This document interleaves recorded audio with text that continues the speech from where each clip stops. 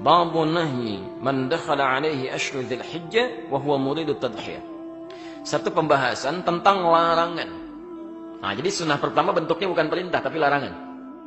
Awas ya. Jadi ada sunnah bentuknya perintah, ada sunnah bentuknya larangan. Tidak setiap sunnah itu perintah, ada juga larangan. Nah, itu pahalanya sama. Ya. Baik, pelan-pelan. Babun nahyi, bab tentang larangan. Man dakhala alaihi ashru dzil hijjah, bagi siapa yang telah memasuki awal 10 pertama Dzulhijjah. Maksudnya tanggal 1 Dzulhijjah sudah masuk gitu kan?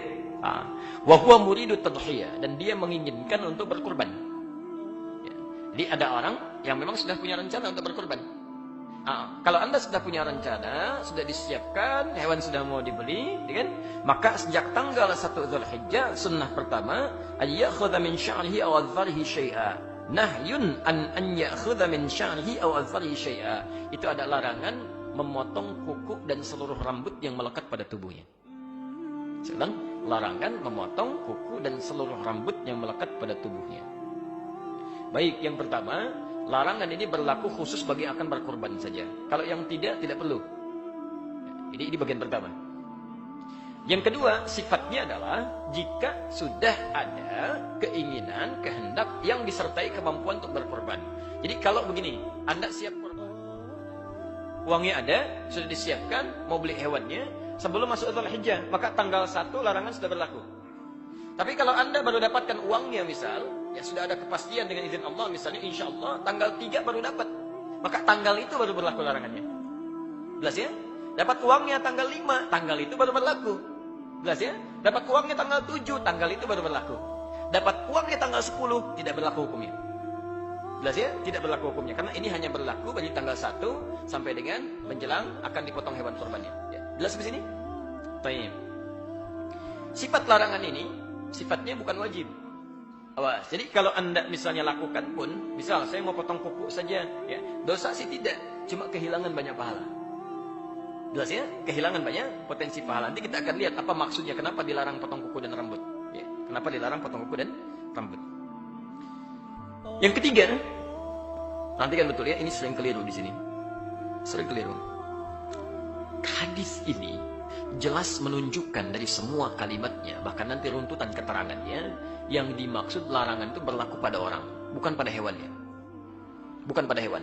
Nah, ini ada kekeliruan-kekeliruan yang menyebar di masyarakat, menunjukkan bahwa, nanti saya perjelas lebih jauh di siaran yang lain, bahwa ada sementara mengartikan yang dilarang itu adalah memotong kuku dan bulu hewan kurbannya.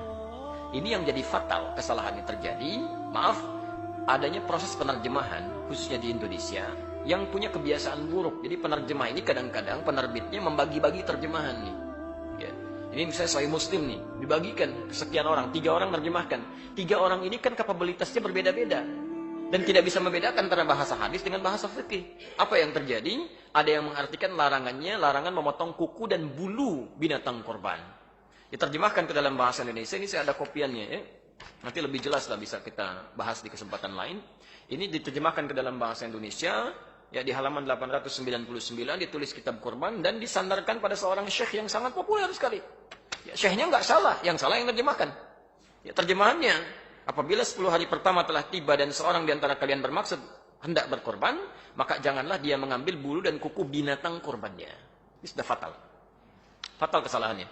Dan disebarkan dan orang mengamalkan ajaran yang salah. Baiknya, di mana letak kesalahannya? Satu, redaksi hadis yang menunjukkan pada orang. Disebut oleh Nabi rambut. Pak, Ibu sekalian, mohon maaf ya, mohon maaf. Di sini rambutnya menggunakan kata basyar. Rambut itu istilah khusus yang melekat pada manusia. Kalau pada hewan, bulu. Dan lain, bulu ayam, bulu kambing, ya, bulu sapi, bulu domba. Nggak ada rambut ayam.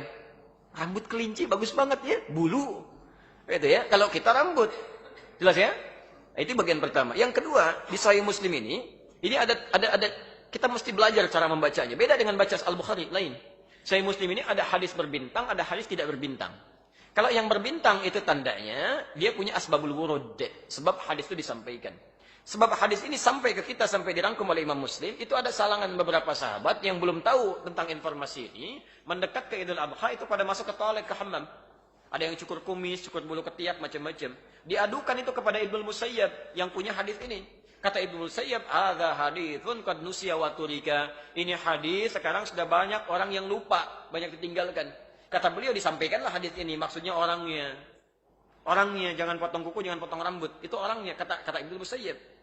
Yang ketiga, mohon maaf, ya, secara rasional saja dengan menggunakan logika, itu mudah dipahami. Mohon maaf, nggak ada faedahnya, nggak ada kerjaan motongin kuku hewan. Bapak mau ngapain motongin kuku sapi? Dan bagaimana caranya? Begitu dipegang kakinya, nendang dianya gitu kan? Nah, itu nggak ada kerjaan motongin kuku sapi. Ya, jadi di sini ada sesuatu yang harus kita pahami lebih dalam. Dan ada maksudnya. Di sunnah yang pertama ini maksudnya supaya Allah berkenan nanti mengampuni dosa-dosa yang bersangkutan ketika hewannya disembelih. Di begitu hewan disembelih, dari ujung rambut sampai dengan ujung kuku paling bawah di kakinya, itu Allah berkenan mengampuni. Khawatir ketika belum diampuni sudah dipotong, terpisahlah bagian dari dirinya.